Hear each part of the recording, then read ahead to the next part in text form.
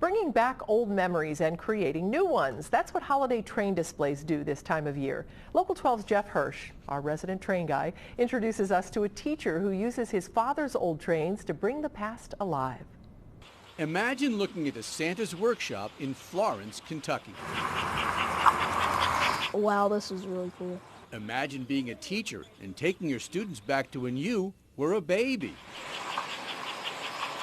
This is what America looked like back in the 50s and the 60s. And it never looked better than under the tree. The trains would come out at Christmas time.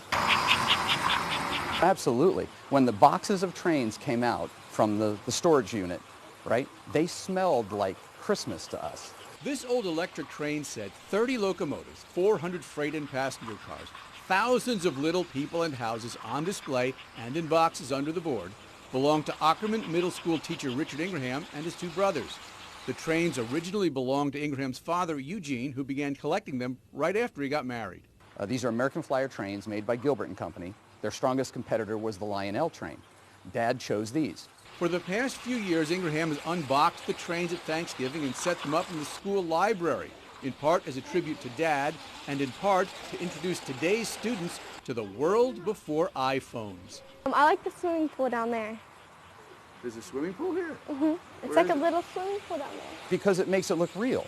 If you put the trains up with nothing else, there's no life to it.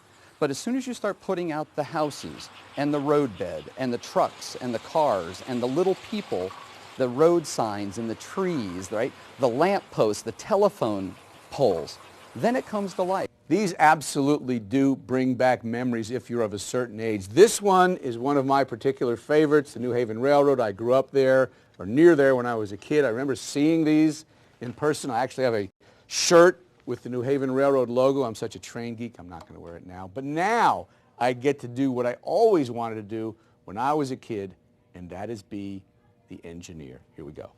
And who knows, maybe this display will fire the imagination for future train engineers, or train passengers, or train collectors. This look into the past may end up being a look into the future. America in a box, absolutely. Jeff Hirsh, Local 12 News.